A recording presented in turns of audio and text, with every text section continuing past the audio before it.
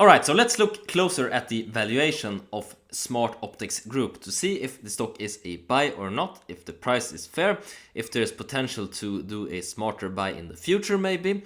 But we know from the previous video that the revenue growth is interesting, the numbers are there, and there's a story behind this company. So if you didn't check part 1, then I can recommend that down in the description. But regarding valuation, we can see here that the market cap of this company is 2.87 billion Norwegian kroner, and in terms of dollars, this is $200 million.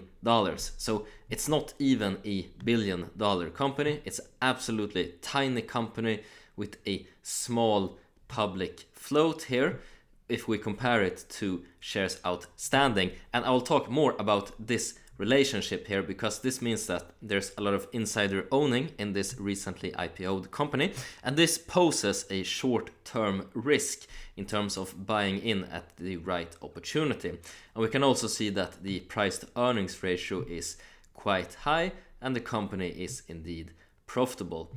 But a price to earnings ratio in terms of valuation for a small cap company with great growth outlook is not something completely strange. This is something that's normal in many cases where we expect revenue to not only catch up but earnings to grow a lot, as we see with Tesla right now, where earnings are finally fulfilling that high price to earnings multiple that they've had in the past. In terms of Smartoptics Group, we can see that they recently did a IPO.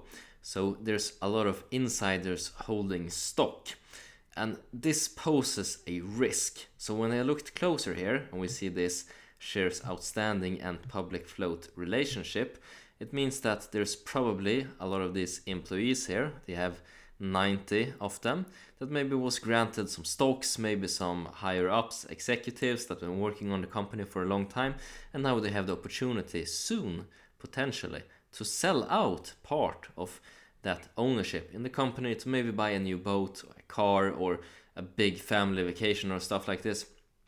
So in terms of the short term, there's potential for more selling pressure coming on the market. Now, I don't know about the specific terms of the IPO, and I'm only speculating here, but something that's common in a lot of cases is that insiders have a lock-up period, so they can't sell for maybe 6 months, a year, or something like this after the IPO. And once that time has passed, well, then they can sell their shares on the open market, and this has the potential to create a dip. We can also see the quite high price to earnings multiple, which indeed is warranted given revenue growth. However, there's also a opportunity that they will have a bad quarter where something out of the ordinary happens. Maybe they do a large write-off on goodwill or something like this that will really spook the market, or some event that causes this to be a better valuation, a better entry price on the company. And what could an example of this be? Well, for those of you who have followed along on the channel, we've seen some examples before. For example, when Huang LNG lost a contract in Southeast Asia, it was not up for renegotiation and the market got really spooked. The stock price absolutely tanked, and I bought in a lot at that point, and at a later date they sorted it out with signing a new lease with a Brazilian company instead. And we've seen this in current time as well, an ongoing trade on this channel where we're looking at Porch Group that absolutely had a massive decrease in stock price after some scares with the rising interest rates and a bad quarter due to some weather events as well.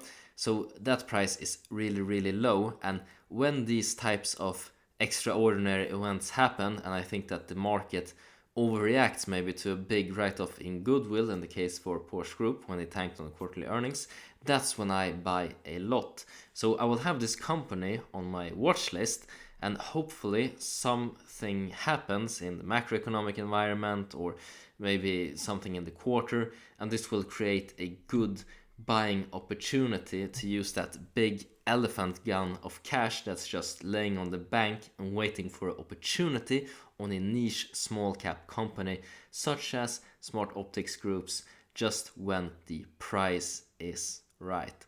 Alright, that's been it for this video, and as always, hope you make a ton of money, whatever investments you decide to make. Take care now. Bye bye.